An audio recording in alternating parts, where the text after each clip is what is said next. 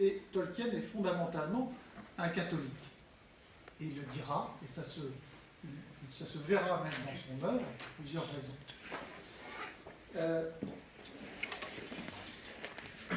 Alors, je vous ai dit, là, il habitait un village. Et ça, c'est un élément important dans un village, dans la campagne, autour de Birmingham. Pourquoi c'est important? Parce que s'il connaîtra, dans quelques années qu'il passera là-bas, la vie rurale.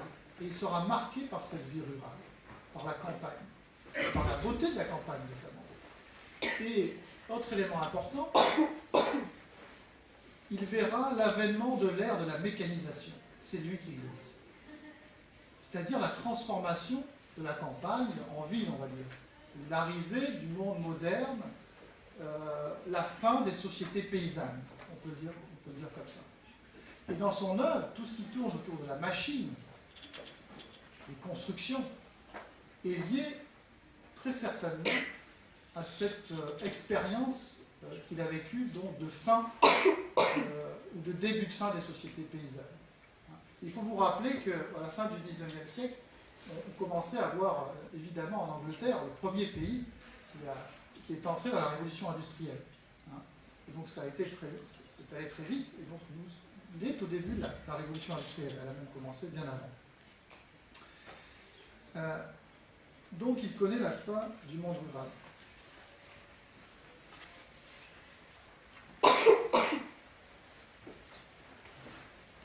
Autre élément très important, et ça j'y reviendrai tout à l'heure, il a connu la Grande Guerre. Il a été soldat, il a été sous-lieutenant, il est parti en France faire la guerre en 1916. Il va servir moins d'un an en France.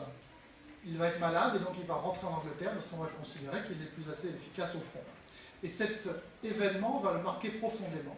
Et évidemment, dans son œuvre, on va retrouver des éléments qui correspondent à l'expérience qu'il a eue pendant cette guerre. Et je vous en reparlerai, ça a eu un effet fondamental sur son processus, sur la façon dont il avait d'écrire, sur la procédure artistique qu'il a utilisée. Et il va perdre deux camarades pendant la guerre, Rob Gilson et J.B. Smith, qui étaient donc deux grands camarades, donc ils sont très très jeunes à ce moment-là. Je ne sais pas exactement, mais je crois que c'est moins de 20 ans. Enfin, autre élément pour bien comprendre Tolkien, il était professeur à Oxford, à Leeds puis à Oxford, et professeur, il était philologue, donc il était un spécialiste des langues, il étudiait les textes anciens. Et il était notamment spécialiste du vieil anglais et du vieux norrois. Le norrois était une langue scandinave. Donc spécialiste des langues anciennes. Et il a fait toute sa carrière, donc. Il est resté finalement à Oxford pendant très très longtemps, pratiquement toute sa vie. Et alors c'est marrant parce que son biographe dit finalement il y a eu la guerre en 1916, il est revenu et puis plus rien. Finalement, la vie de Tolkien est d'une banalité affligeante. Il a été professeur, il a donné ses cours, il a fait un peu de recherche. On n'a pas ici d'ailleurs un braille. Et puis voilà, il ne s'est rien passé. Il a eu une vie extrêmement simple, un peu retirée, extrêmement banale. Il a fait des enfants, il a eu une femme. Je ne crois pas qu'il ait trompé sa femme, du moins John Carpenter ne le dit pas, mais on n'a pas l'impression. Donc il a une vie très très très très classique qui qui est un peu en contradiction avec son œuvre si évocatrice. Il a très peu voyagé, par exemple. Alors, voici Tolkien, résumé très rapidement. Alors, je voudrais parler de l'œuvre maintenant. Qu'est-ce qu'il y avait d'important qu'est-ce qu'il y a d'important dans son œuvre? Vous connaissez bien sûr ses œuvres, ses livres les plus connus. C'est d'abord Le Hobbit, c'est celui qui sera le premier publié en 1937, si je ne me trompe pas. Et puis il mettra très très longtemps à écrire Le Seigneur des Anneaux, plus de 12 ans. Parce qu'en fait, c'est son éditeur qui va lui demander d'écrire une suite au Hobbit. Et donc il se met à écrire Le Seigneur des Anneaux, en commençant un peu pareil. On a l'impression que Bilbo ou Frodon va vivre une nouvelle aventure, et le ton du livre est extrêmement différent. Bilbo, c'est plutôt pour les enfants. Le Seigneur des Anneaux est quelque chose qui est beaucoup plus sérieux. On rentre dans l'histoire. On n'est plus dans l'aventure sans conséquence, comme l'étaient les hobbits, mais on rentre dans une histoire dans laquelle il va se passer des choses dangereuses, menaçantes. Donc une histoire beaucoup plus noire, beaucoup plus sérieuse. Et avant, alors ça c'est ces deux livres les plus connus. Alors il a écrit aussi d'autres choses. Il a écrit des contes, des poèmes. Il a écrit le Fermier Gilles de Ham, par exemple, c'est un conte, ou Reverendum, que vous pouvez trouver traduit en français. Et puis il a écrit les lettres du Père Noël, puisque chaque année, il mettait dans sa boîte aux lettres des lettres qu'il avait écrites pour ses enfants, et il faisait des dessins aussi. Donc ces lettres venaient du Père Noël, et vous pouvez les trouver aussi traduites en français. Et puis, ça c'est l'arbre qui cache la forêt. Puisque Tolkien a écrit aussi des pages et des pages, mais jamais publiées, qui vont être publiées en fait par son fils, Christopher Tolkien, et qui s'appelle, maintenant c'est publié sous le nom de l'Histoire de la Terre du Milieu. C'est 12 volumes de recueils et de textes, qui parlent en fait d'un univers légendaire, mais qui sont des mythes, des légendes, et qui ne se lisent pas comme des romans d'aventure. Donc si vous essayez de lire l'histoire de la Terre du Milieu, ça peut vous paraître très ennuyeux. Et d'une certaine manière, ça l'est. Mais il faut essayer, il ne faut pas être dans le même état d'esprit que lorsqu'on prend Le Seigneur des Anneaux ou Le Hobbit. Ça n'a rien à voir. C'est un peu comme quand vous essayez de lire une légende arthurienne, de la Grèce ou de la Rome antique. Vous voyez, c'est un peu pareil. Et ces légendes, ces mythes et légendes ont la caractéristique d'être centrés non pas sur les hommes, mais sur les elfes. Et c'est le seul écrivain, c'est le seul mythe et légende qui concerne les elfes et non pas les hommes. Et on verra ce que sont les elfes, précisément. Il y a un livre qui résume un peu les contes et légendes, c'est le Silmarillion, que j'avais d'ailleurs, que j'avais là.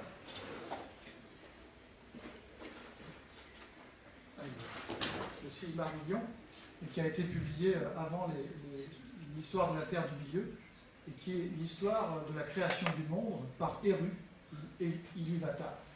Alors je vous le conseille aussi, mais encore une fois, ne le lisez pas comme un roman d'aventure, ça n'a rien à voir, vous serez déçus sinon. Alors, je vous le disais, les mythes et légendes de Tolkien sont centrés sur les elfes. Alors, je voudrais qu'on essaye de comprendre ce que sont les elfes, comparés aux hommes ou même aux hobbits.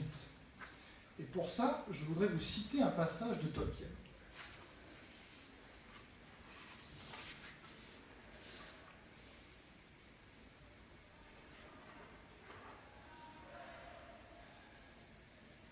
Alors, c'est un passage qui vient des lettres de Tolkien. Je vous les conseille aussi, je vous conseille tout, bon, j'arrête de dire, je vous conseille. Dans ces lettres de Tolkien, il dit la chose suivante. Dans ce monde mythologique, les elfes et les hommes sont, dans leur forme incarnée, de la même famille, mais représentent dans la relation de leur esprit avec le monde temporel des expériences différentes, chacune possédant sa propre orientation naturelle et sa faiblesse. Les elfes représentent, pour ainsi dire, les aspects artistiques, esthétiques et purement scientifiques de la nature humaine, élevés à un plus haut degré qu'on ne les trouve chez l'homme. C'est-à-dire qu'ils éprouvent un amour fervent pour le monde physique et un désir de l'observer et de le comprendre pour lui-même et en tant qu'autre, non comme un matériau à utiliser ni comme une rampe pour accéder au pouvoir. Ils possèdent également une faculté subcréative ou artistique, d'une excellence remarquable. Ils sont donc immortels.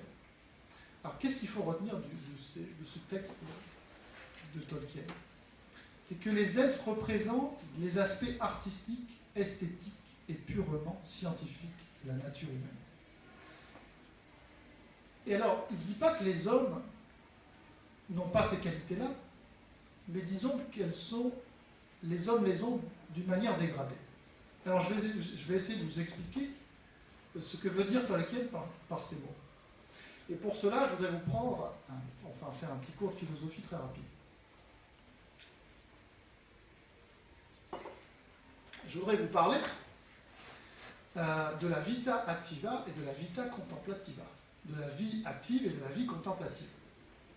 Tolkien, enfin pas Tolkien, certains auteurs, et notamment Hannah Arendt, dans Conditions de l'homme moderne, au début de Conditions de l'homme moderne, donc elle définit, elle dit, finalement les hommes, les hommes ont deux types de vie, cette vie active et la vie contemplative.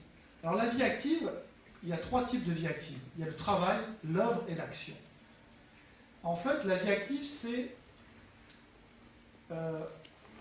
lorsque les hommes sont dans la vie active, ils sont engagés à faire quelque chose de pratique. Donc ils sont enfermés dans une sorte de quotidien. Alors le travail, c'est quoi? Première catégorie de la vie active. C'est nourrir son métabolisme. Nous sommes des êtres humains. Nous sommes des animaux. Nous avons besoin de manger. Nous avons besoin de nous trouver un toit pour survivre. Et ça, c'est des obligations, c'est des nécessités de la vie, c'est vital, si vous voulez.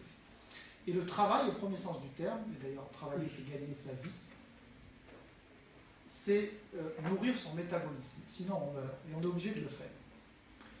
Donc ça, c'est la première forme de vie active. La deuxième forme de vie active, c'est l'œuvre. Ce que Hannah Arendt appelle l'œuvre, c'est par exemple une chaise. C'est ce qui est fait de nos mains. Nous fabriquons des choses. Et ces choses sont destinées à durer dans le temps.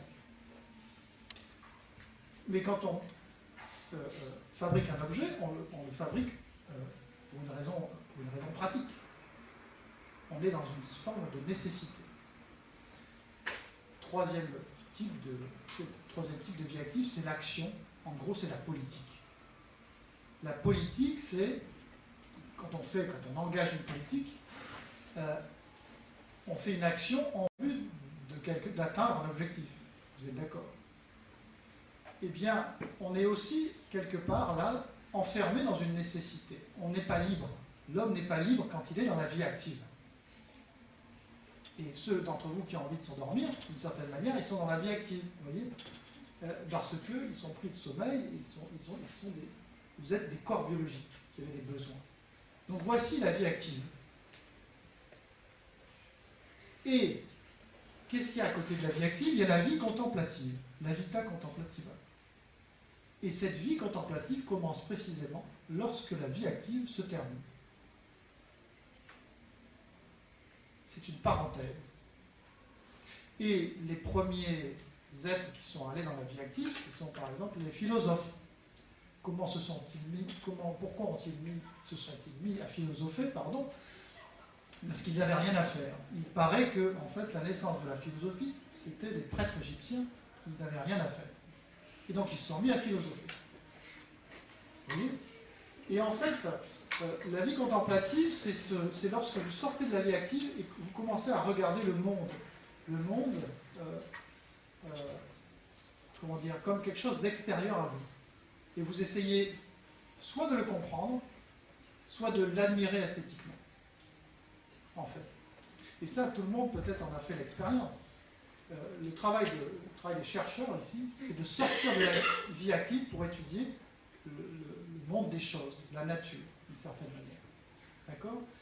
Et la chose extrêmement importante à comprendre, c'est qu'on ne peut rentrer dans la vie contemplative que lorsqu'on s'est débarrassé des nécessités vitales. Vous ne pouvez rentrer dans cette dimension si particulière, qui est celle de la science et de l'art, que lorsque vous êtes débarrassé des nécessités vitales. Lorsque vous n'avez plus faim, par exemple. Lorsque vous n'êtes pas obligé d'aller au champ, cultiver des pommes de terre pour vous nourrir. Et aujourd'hui, nous sommes à peu près tous ici réunis dans la vie contemplative. On est débarrassé des contraintes vitales. Et toute, l'histoire de l'être humain, c'est ça, c'est se débarrasser des contraintes vitales, et c'est sans doute entrer dans une forme de vie contemplative. Alors, il y a une chose essentielle à comprendre, et je voudrais pour cela prendre l'exemple des philosophes. Les philosophes, pour faire ce qu'ils faisaient, c'est-à-dire consacrer leur vie à la contemplation, il y avait un préalable. Vous savez lequel c'était? comment se faisait-il pour se nourrir, par exemple? Pour se chauffer? Vous avez une idée? Vous avez peut-être étudié ça. Vous ne savez pas? Non, je ne sais pas. Ils avaient les esclaves. Pour faire un homme libre, il fallait un esclave. Parce qu'il n'y a que dans cette dimension contemplative que vous êtes libre, que votre réflexion ne dépend pas d'une nécessité. D'accord? Et en fait, les elfes de Tolkien vivent entièrement dans cette vie contemplative. Ils sont débarrassés des contraintes vitales. Et en gros, pour caricaturer, ils passent leur vie à chanter le monde, d'une certaine manière, à l'admirer, à chanter. Ils sont un peu hors du monde. Et, chose remarquable, Tolkien dit ils sont immortels. Et c'est tout à fait logique. C'est comme s'ils n'avaient pas de corps biologique. Quel est celui qui meurt? C'est celui qui a un corps biologique. Et eux, ils sont tout le temps dans la vie contemplative. C'est comme s'ils n'avaient pas de corps, pas de besoins vitaux. Ils ne sont pas dans la nécessité, contrairement aux autres. D'accord? Alors, c'est extrêmement important de comprendre, à mon avis, ça c'est une des interprétations possibles, je ne dis pas qu'elle est bonne, elle est critiquable, mais en tout cas c'est celle que je vais vous livrer aujourd'hui. Donc les elfes sont, et Tolkien le dit, je peux vous reprendre sa phrase, les elfes représentent pour ainsi dire les aspects artistiques, esthétiques et purement scientifiques de la nature humaine. D'accord? Alors ça ne veut pas dire que ça n'existe pas chez les hommes, encore une fois. Les hommes, ils ont aussi une vie contemplative, mais ils ont aussi une vie active. Ils sont en permanence entre ces deux pôles, précisément.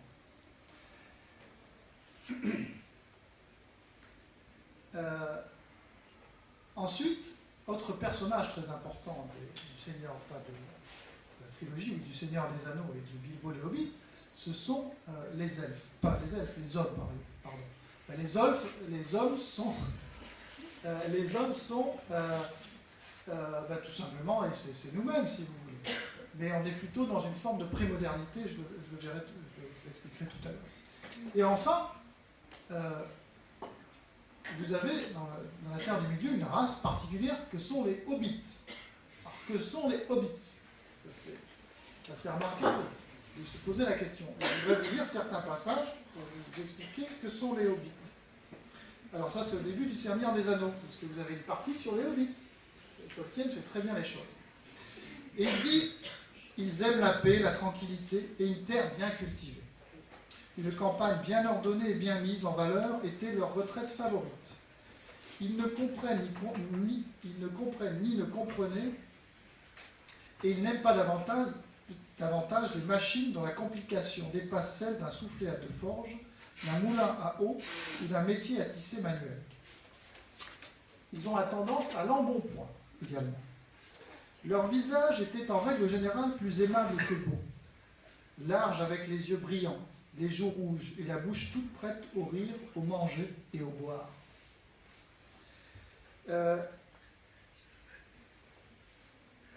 Leur goût était très semblable à ceux des hommes dans leur inclination et leur aversion. Donc ils ressemblent aux hommes. Le goût du savoir était peu prononcé parmi eux. C'est important ça, si vous repensez aux elfes. Ils ne se mêlaient en aucune façon aux événements du monde extérieur. Ils menèrent l'affaire bien ordonnée de leur vie et ils s'occupèrent de moins en moins du monde extérieur où évoluaient les sombres choses. Jamais les hobbits d'aucune sorte n'avaient été belliqueux et ils ne s'étaient jamais battus entre eux. Ils étaient vaillants quand ils étaient acculés et au besoin, ils savaient encore manier les armes. Vous voyez, ça c'est des petits extraits de ce que dit Tolkien sur les hobbits. Alors, une interprétation de ce que sont les hobbits, en comparaison des elfes et des hommes, c'est qu'ils représentent, à mon sens, le paysan moyen, on va dire ça comme ça. Le paysan moyen qui est précisément très différent des elfes, parce que lui, je dirais, il est entièrement dans la vita activa, vous voyez, c'est des cultivateurs. Et ils ne comprennent rien à l'art, même s'ils en ont un petit peu, même s'ils chantent. Mais tout ça est fait de manière assez spontanée. Mais donc, le peuple des Hobbits, c'est un peu un paradis perdu où se trouve une race qui n'a pas chuté, qui est encore comme elle était au début des temps. Et c'est une race donc de paysans cultivateurs. Tout l'inverse finalement des elfes. Donc c'est l'archétype entre guillemets du paysan qui aime la bonne chair, les bonnes choses, chanter des chansons, des plaisirs simples en fait. Hein. C'est le contraire du sophistiqué. Les elfes sont sophistiqués, les hobbits sont simples, comme l'était Tolkien ou comme s'efforçait de l'être Tolkien. Alors, en fait, je crois qu'au cœur de l'œuvre de Tolkien, il y a en fait, il y a une incompatibilité, il y a la révélation d'une incompatibilité entre les nécessités de répondre aux besoins biologiques et l'investissement dans une dimension purement scientifique, la vie contemplative. Tolkien disait « L'art et le désir créatif semblent n'avoir aucune fonction biologique, et il est dans notre monde généralement en conflit avec la satisfaction de la vie biologique, simple et ordinaire. » Et à mon sens, cette vision de cette incompatibilité entre besoins biologiques et investissement dans l'art va être au cœur du processus créatif de Tolkien que je vais essayer d'expliquer. Donc j'espère que vous avez bien compris en quoi consistait cette incompatibilité entre ces nécessités et cet esthétisme. C'est que pour arriver dans l'esthétisme, il faut quitter la nécessité et vice-versa, je dirais. C'est comme quand vous discutez avec un paysan, par exemple, un vrai paysan. Aujourd'hui, il n'y en a plus en France. Aujourd'hui, on a des agriculteurs modernes avec des belles machines, etc. Eh bien, il ne voit pas ce que vous voyez, ce qui est beau. Un homme moderne qui s'est détaché des besoins vitaux, il a une vision nouvelle du monde. Il voit la beauté des paysages, par exemple. Si vous parlez dans des sociétés paysannes de la beauté des paysages, il ne va pas comprendre de quoi vous parlez. Pourquoi ? Parce que sa vision est phagocytée, entre guillemets, par l'utile. Il ne voit que l'utile. Parce que sa vie est prise comme ça, prisonnière de la nécessité. Alors, il y a quelque chose qui le montre assez bien, c'est les langues des paysans. Vous avez des patois en France, par exemple. Eh bien, dans tous les patois, langues caractéristiques des paysans, il n'y a pas de mots pour désigner la beauté, par exemple. Pour désigner toutes ces choses incroyables que nous on voit mais qu'eux ne voient pas. Il n'y a pas de mots pour la science ou pour l'art. Par contre, pour dire la chèvre, vous avez 15 mots. Pour dire la hache, vous avez 15 mots aussi. Vous voyez, pour dire les choses pratiques. Vous avez une contradiction entre le pratique et l'esthétique, entre la science pratique et l'esthétique. D'accord ? Alors, ceci va avoir, à mon avis, une importance cruciale dans l'œuvre de Tolkien. Et je voudrais vous parler de l'expérience de la guerre de Tolkien. Pourquoi, en fait, ça a été un élément très important pour lui, qui va le changer fondamentalement, qui va changer son œuvre. Alors,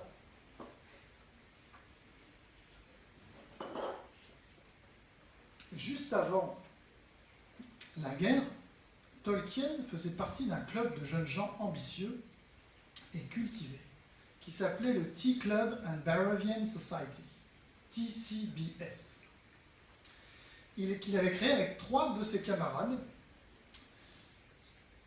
Et en fait, ces jeunes gens à peine pubères avaient envie de changer le monde d'une certaine manière. Changer le monde avec des mots, avec la poésie, en écrivant. Et Tolkien disait par exemple que le TCBS avait reçu une étincelle qui était destinée à faire jaillir une nouvelle lumière, ou ce qui revient au même, à faire jaillir à nouveau une ancienne lumière en ce monde. Donc le TCBS ne veut rien moins que changer le monde grâce aux mots et à la poésie, on peut le dire comme ça. Et ils vont se promettre comme ça, dans le concile de Londres, ils vont tous se retrouver à Londres, de participer à changer le monde en écrivant en fait. Et Tolkien, en arrivant dans les tranchées, va faire ses premiers écrits sur ces mythes, sur ces légendes. Mais alors, qu'est-ce qui va se passer juste après ? Il va être envoyé au front. Il va être envoyé au front et il va connaître une expérience qui va le bouleverser. C'est qu'il va se trouver très inefficace pour la guerre. Il n'est pas doué, quoi. Sans doute qu'il réfléchit trop, sans doute qu'il est trop intelligent. Mais surtout, il va côtoyer des gens qui sont beaucoup plus courageux que lui, et beaucoup plus efficaces. Et qui sont ces gens? Des paysans qui savent à peine lire et écrire.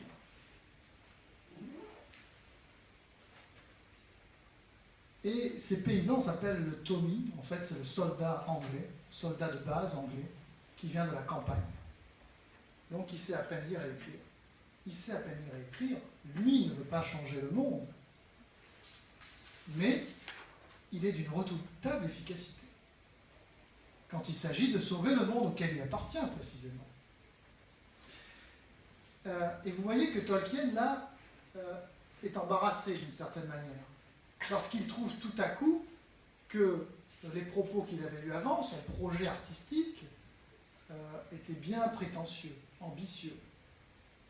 Alors que ceux qui ne savent même pas lire et écrire sont capables de se battre de façon bien meilleure que lui. Et donc ça va le bouleverser, et il va écrire à son camarade, à son seul camarade survivant, parce qu'il va perdre deux des membres de TCBS sont morts, juste après le concile de Londres. Et il va écrire aux survivants: je pense que le TCBS a pris fin. Et en fait, il dit clairement, alors c'est où je l'ai noté, quelque chose s'est rompu et le TCBS a sans doute pris fin, dit-il dans cette lettre. Mais je ne peux encore abandonner l'espoir et les ambitions. C'est-à-dire qu'il est vraiment dans une période charnière qui va, à mon avis, avoir une influence fondamentale et va changer toute son ambition, son œuvre. Et on va essayer de comprendre comment il va essayer, quelle va être la nouvelle attitude qu'il va avoir envers la création artistique. Donc vous voyez, en fait, les hobbits, c'est un peu ces soldats britanniques qu'il a rencontrés et qu'il admire tant, malgré le fait qu'ils ne sachent pas lire et écrire. En fait, ils représentent un peu ces gens prémodernes, ces paysans qu'il avait rencontrés sans doute à Sark Hall dans cette campagne de Birmingham. Et ils représentent une forme donc de prémodernité qui s'oppose un peu à ce qu'il est devenu lui, au moderne, au sophistiqué, au cultivé, celui qui sait, qui a une vision, vous savez, comme je vous ai dit tout à l'heure, sur le monde, mais qui est beaucoup moins efficace quand il s'agit de répondre aux challenges quotidiens. Et donc, ce qu'il aimerait faire, lui, c'est retrouver un peu cette simplicité, d'une certaine manière, prémoderne. Alors, d'abord, comme je vous l'ai dit, parce qu'il y a une capacité de répondre au réel, à faire face aux événements. Et deuxièmement, parce qu'en fait, il se rend compte qu'il y a une puissance des œuvres artistiques anciennes qu'il ne retrouve pas dans les œuvres artistiques contemporaines.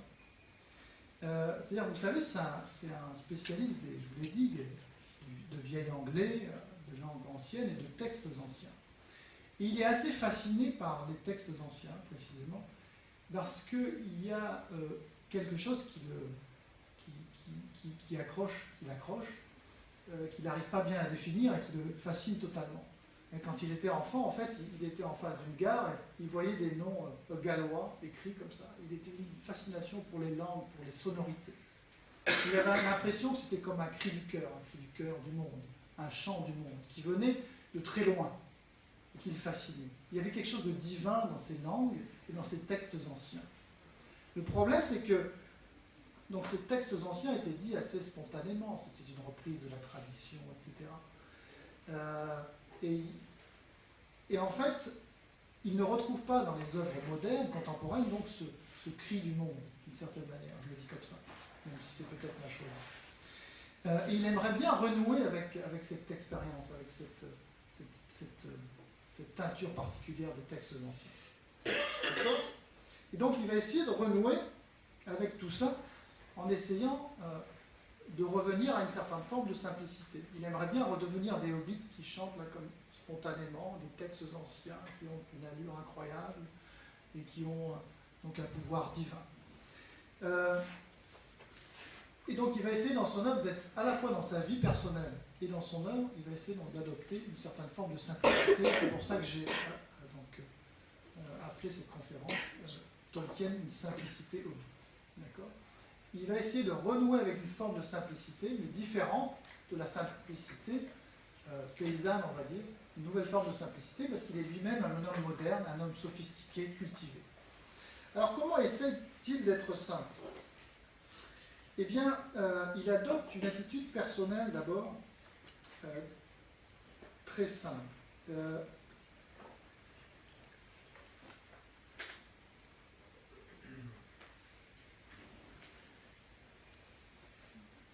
D'abord, il dit, il fait toujours mention dans ses textes de l'importance qu'il accorde aux tâches du quotidien. Parce qu'il ne veut pas être accusé de ne s'être pas occupé de choses importantes du quotidien. Par exemple, les maladies de ses enfants, de sa femme, les copies à corriger pour gagner sa vie, des choses comme ça. En fait, dans ses lettres, vous voyez toujours Tolkien d'essayer d'écrire Le Seigneur des Anneaux, puis il est sans cesse interrompu par des événements. Mais il vous dit bien, j'ai tout fait pour essayer de satisfaire ces nécessités qui venaient frapper à ma porte. Je n'ai pas négligé le monde réel. Je ne me suis pas enfermé comme un elfe dans ma petite cabane et oublié le monde extérieur. D'accord ? Donc sa première forme de simplicité, c'est d'une certaine manière de ne pas négliger les soucis du quotidien, leur donner leur importance. Parce que si vous négligez ces choses-là, la vie ne peut pas continuer. Et il veut aussi être simple dans sa vie. Et c'est une volonté. Il dit qu'il aime les champignons, qu'il aime la nourriture simple. Il déteste la cuisine française, dit-il. Pourquoi ? Parce qu'elle est sophistiquée, elle est pompeuse. Lui, il est comme un hobbit, il aime les choses simples, vous voyez ? Une bonne omelette aux champignons, par exemple. Il aime les gilets décorés, nous dit-il. Et il a un sens de l'humour très simple, que ses amis d'ailleurs finissent par lui reprocher. Donc finalement, il s'efforce d'être un hobbit, vous voyez ? Il n'essaye pas de jouer au professeur super sophistiqué, qui a des théories incroyables, qui fait des textes ennuyeux. Il aime fumer la pipe, il aime boire une bière au Bird and Baby, il y va souvent avec ses camarades, avec ses collègues. Il aime raconter des histoires. Il aime toutes ces choses simples, vous voyez ? Et c'est comme ça qu'il va écrire d'ailleurs Bilbo et le Seigneur des Anneaux. Et troisièmement, il ne rejette pas ce qu'il est et d'où il vient. C'est-à-dire, vous savez, à cette époque-là, et encore aujourd'hui, vous avez cette tendance de l'élite cosmopolite à un peu rejeter d'où l'on vient, à être un citoyen du monde, comme dirait Gérard Depardieu.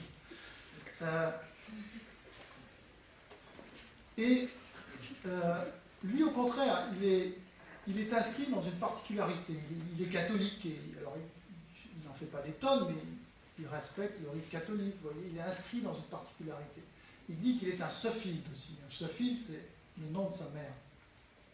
Plus qu'un Tolkien d'ailleurs. Pourquoi ? Je vous renvoie à son texte. Et il est anglais aussi, c'est important pour lui. Donc il n'aime pas le cosmopolitisme. Il essaie d'avoir une simplicité par rapport à ce qu'il a reçu en héritage, d'une certaine manière.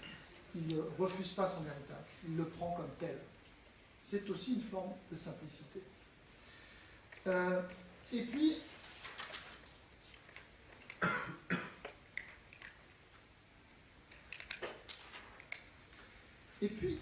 c'est dans son processus créatif qu'il va aussi essayer d'être simple. Il souhaite provoquer, en fait, et il le dit souvent, c'est pour ça que je vous ai dit que j'aimais Tolkien pour des mauvaises raisons, je vous ai dit au début. Parce que moi, je n'ai pas aimé vraiment les histoires au début, c'est pas ça qui m'a attiré vers Tolkien.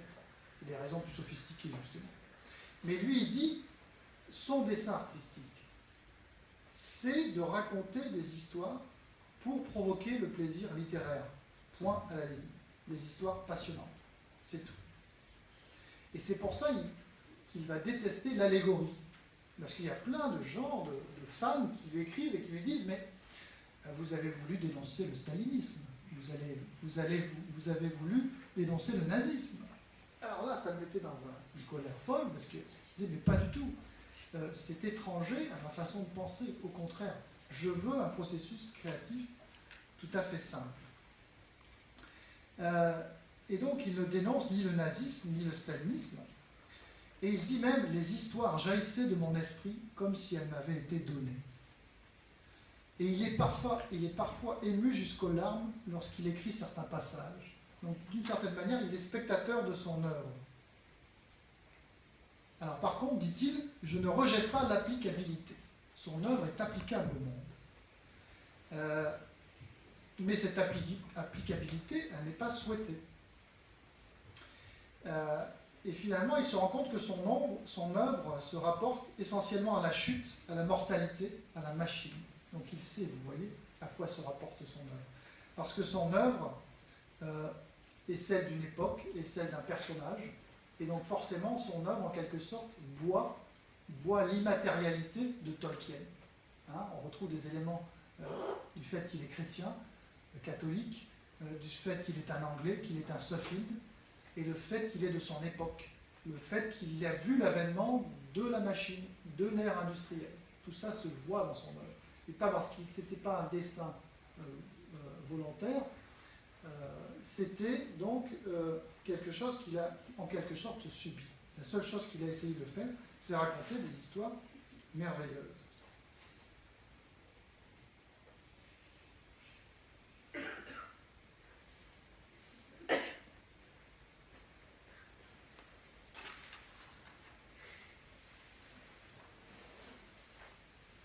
Alors également, sa passion était, et ça c'est présent dans son œuvre, d'inventer des langues.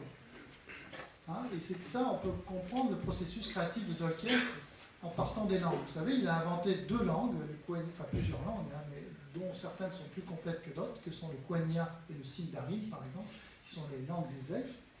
Et en fait, il partait en fait des langues et il disait j'ai commencé par inventer des langues. Et il croyait d'ailleurs que les langues étaient apparues avant avant le monde quasiment. Et donc, il voulait, pour mettre en scène ces langues, une demeure adéquate.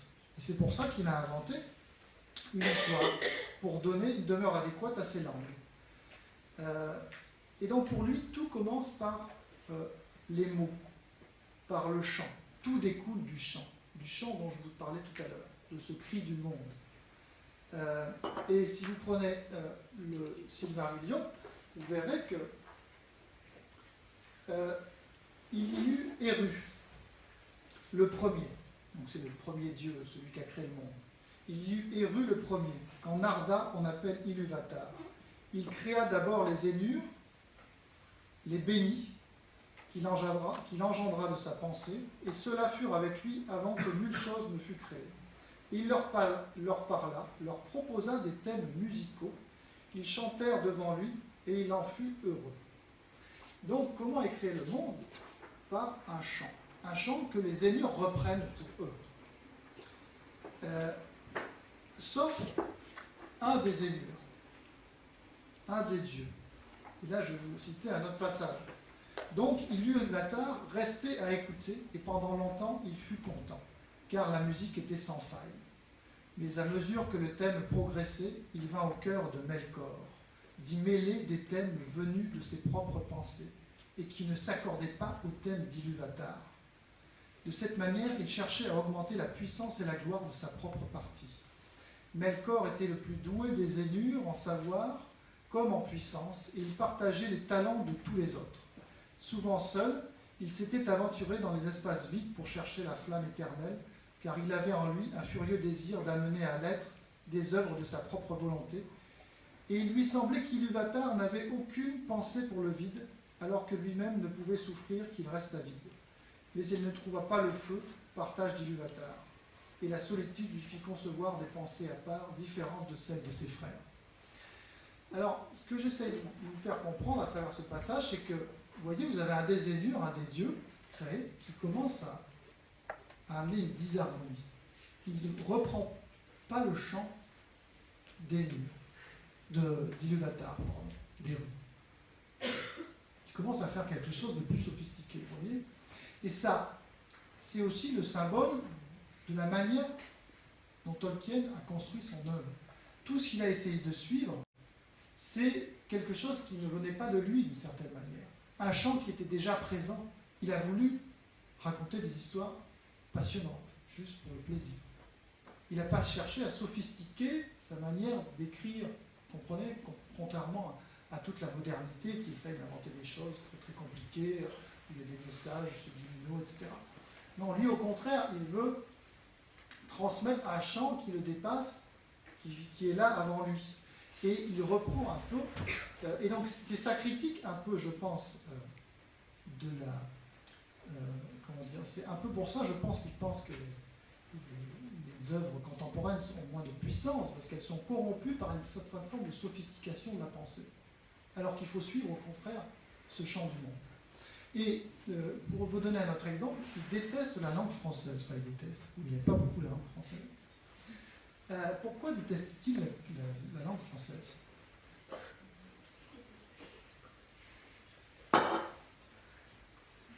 Eh bien parce que elle a corrompu l'anglais. Les Normands, mais oui, vous avez énormément de mots français dans la langue anglaise. Et lui, c'est terrible pour lui. Parce que la langue française, c'était la langue de l'élite cultivée. Vous voyez quelle a été l'histoire de la France?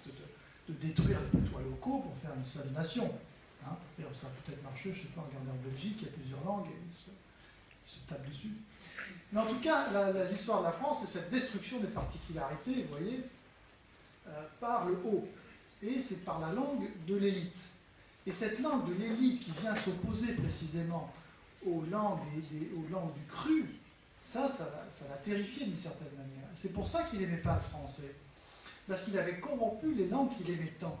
Et les langues qu'il aimait beaucoup, c'est celles qui n'avaient pas été modifiées ou corrompues par, comme ça, des langues de l'élite. On peut penser donc à certaines langues nordiques.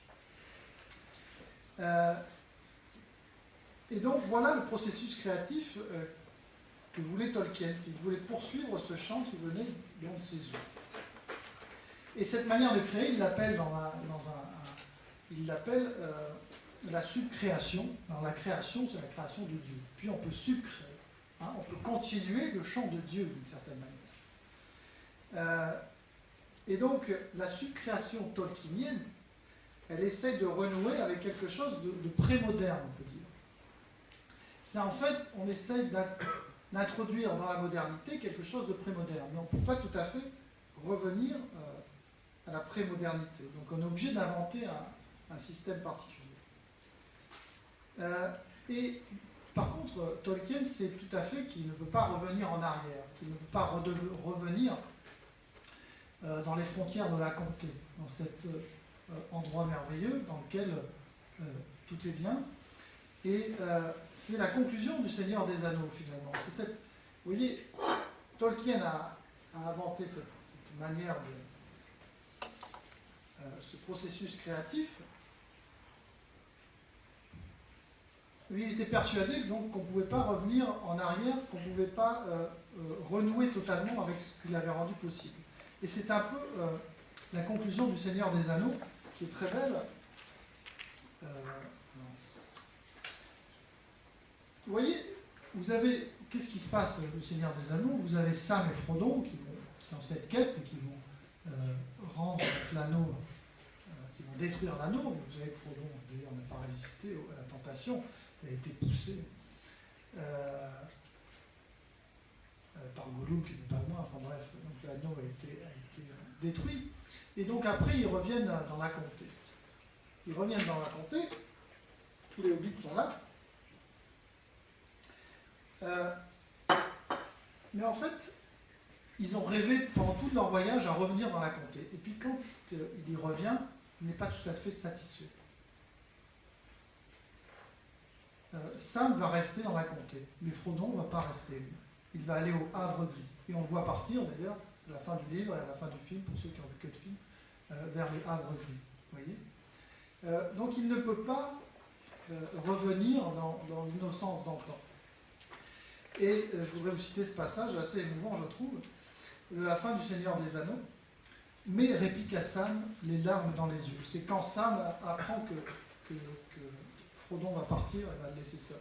Mais répliqua Sam, les larmes dans les yeux. Je croyais que vous alliez aussi jouir de la comté durant maintes années après tout ce que vous avez fait. C'est ce que j'ai cru aussi à une époque. Mais j'ai été trop grièvement blessé, Sam. J'ai tenté de sauver la comté.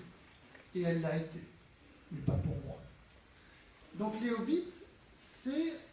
vous voyez, Frodon est devenu d'une certaine manière un homme sophistiqué qui a appris à voir le monde parce qu'il était en charge de l'anneau maléfique. Il est parti à l'aventure, il a quitté la comté, et il s'est mis à voir ce qu'il précisément ne voyait pas avant. Il s'est mis à rentrer dans cette dimension particulière dont je vous parlais au début. Et c'est comme Bilbon. Bilbon, c'est pareil. En fait, Bilbon, il va partir aussi au Havre. Il ne va pas revenir à la comté. C'est très étonnant, ça. Pourquoi, alors que ce pays merveilleux, ne revient-il pas ? Eh bien, il part lui aussi au Havre-Gris, parce que lui aussi, d'une certaine manière, a chuté. Il est devenu un homme moderne, d'une certaine manière, qui ne peut plus revenir dans la campagne, un paysan normal. Il est parti à l'aventure, il a vu le vaste monde, lui aussi, et au début du Seigneur des Anneaux, que dit-il à Gandalf ? Non, même pas dans le... Au début du Seigneur des Anneaux, il dit « Je veux revoir les montagnes, Gandalf, les montagnes. » Il n'a qu'une envie, c'est de partir. Et donc il y a deux hobbits qui sont en fait très particuliers, qui n'ont rien à voir avec le hobbit authentique, qui sont la famille de Bilbo et de Frodon, qui eux ne retourneront pas dans la comté, parce qu'ils auront chuté d'une certaine manière. Ils seront comme devenus des gens, si je peux faire un parallèle, de la ville qui ne peuvent pas revenir à la campagne. Et ça, c'est la fameuse phrase de Virgile ô heureux l'homme des champs s'il connaissait son bonheur. La comté représente ce lieu du bonheur, où on ne sait pas qu'on travaille d'une certaine manière, où le quotidien n'est pas embêtant. Si vous voulez, pour Tolkien, toutes les tâches du quotidien sont pour lui des interruptions.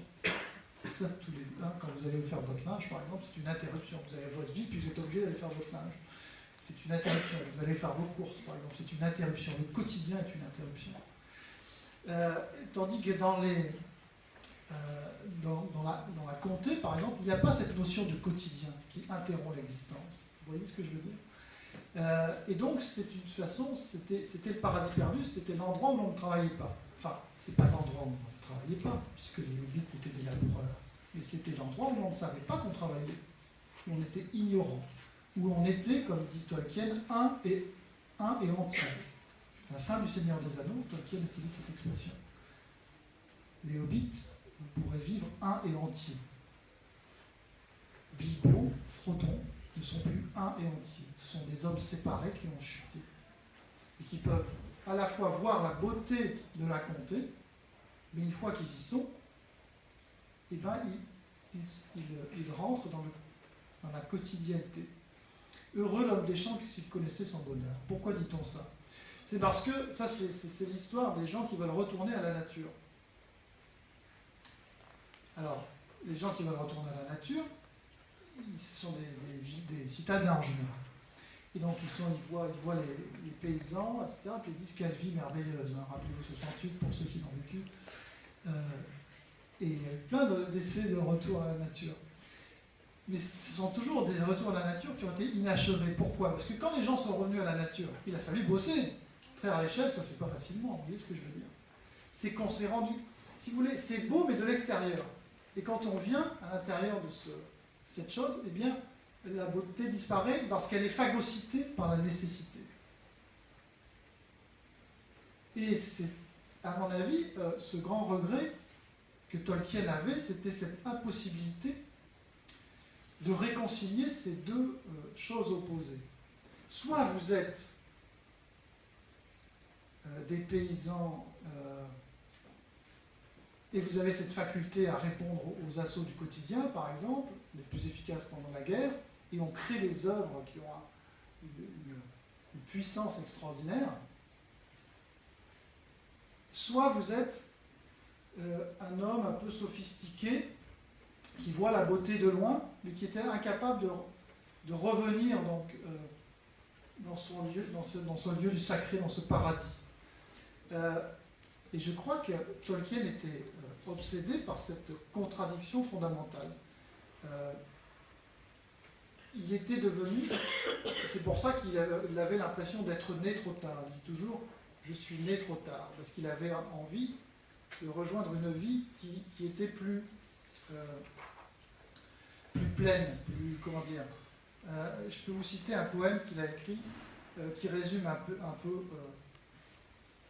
cet état de fait. À la pleine lune, dans sa lune d'argent, il parle d'un homme qui est sur la lune et qui n'a qu'une envie, c'est de descendre sur terre. À la pleine lune, dans sa lune d'argent, son cœur avait soif de feu. Non pas les limpides lumières des blêmes sélénites, c'était du rouge qu'il voulait, du carmin, du rosé, de l'oranger, des braises, du feu, des flammes écarlates, du ciel écarlate, de ces ciels qu'on voit au lever du soleil quand commence un jour d'orage. Il aurait aimé des océans de bleu et les vives couleurs de la forêt et des marais. Il languissait après la joie de la terre populeuse. Il languissait après le sang si rouge des hommes. Il rêvait de chansons, de grands rires, de viande brûlante et de vin, alors qu'il mangeait ses gâteaux de perles, saupoudrés de légers flocons de neige, et qu'il buvait, éclairé, son éclat de lune. Vous voyez, en fait, il rêve d'une existence bien plus consistante que celle qu'il a, où il mange des gâteaux de perles saupoudrés de légers flocons de neige et qu'il buvait éclairer son éclat de lune. Donc il y a cette contradiction. Alors bon, j'ai plus le temps puisqu'on est arrivé au bout, et je ne voudrais pas trop parler parce que vous êtes fatigués. Et je voulais évoquer à la fin un conte qui est Feuilles de Nigel. Alors je vous conseille de le lire si vous ne connaissez pas. Feuilles de Nigel, où il résume en fait toute cette contradiction entre l'homme du quotidien et l'homme de la vie contemplative. Et dans ce conte, Feuilles de Nigel, c'est Nigel qui est en train de peindre un tableau. Et il commence par peindre une feuille qu'il avait attrapée dans le vent.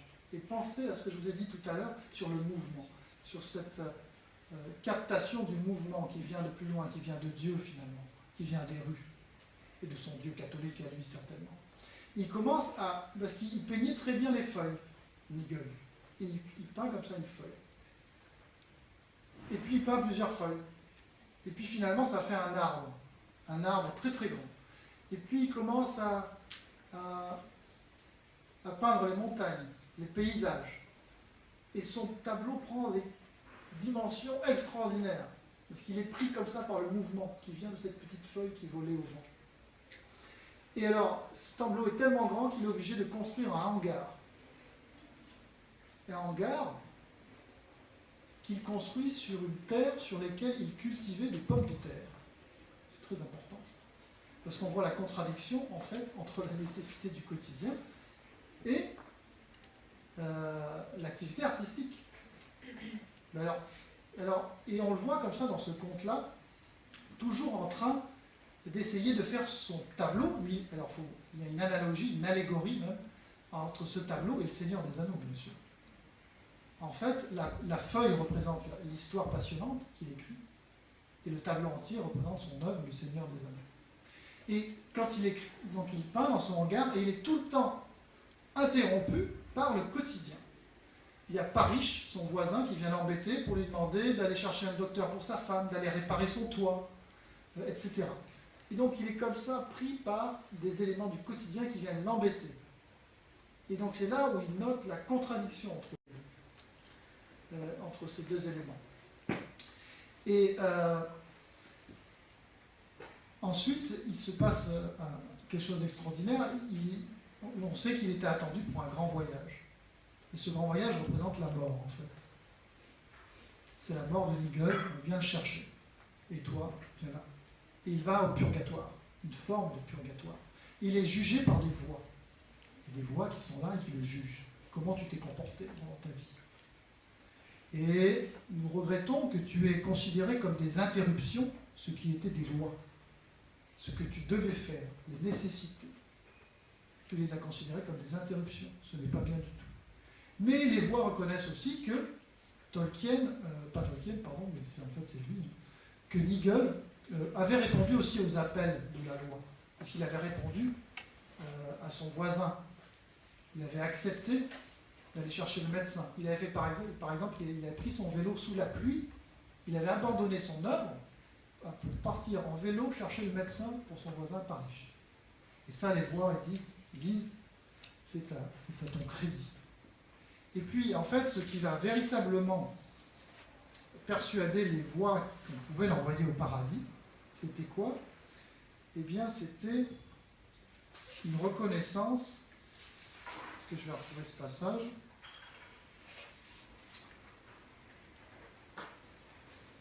Voilà. Voilà ce que dit Nigel et qui va persuader les voix qu'il avait droit au paradis. Nigel, de manière inattendue, reconnaissant que Parish fut un très bon voisin, notamment pour cette raison. Il fournissait des pommes de terre à très bon marché, ce qui me faisait une grande économie de temps. Si Nigel avait été obligé de cultiver des pommes de terre, jamais il aurait consacré sa vie, jamais il aurait fait d'œuvre. Et donc il y a une contradiction fondamentale entre ces deux éléments. Sans Nigel, sans Parish, son voisin, qui lui fournit des pommes de terre, il ne peut pas y avoir d'œuvre, il ne peut pas y avoir de Nigel. Vous comprenez? Et donc, il passe au paradis. Nigel va au paradis. Et c'est quoi le paradis? Eh bien, c'est le pays de Nigel. En fait, il arrive dans son tableau. Dans le tableau qu'il était en train de peindre. Mais ce tableau, dit-il, ressemblait plus, non, il ne ressemblait pas tellement à ce que j'avais peint, mais il ressemblait plus à ce que j'aurais voulu peindre. Parce que là, l'artiste essaie toujours de faire quelque chose de, j'allais dire, presque divin. Et il est relativement médiocre, et donc il n'y arrive pas parfaitement. Mais son tableau dans lequel il est, dans le pays de Nigel, et bien tout à coup, c'est comme ce qu'il aurait voulu faire.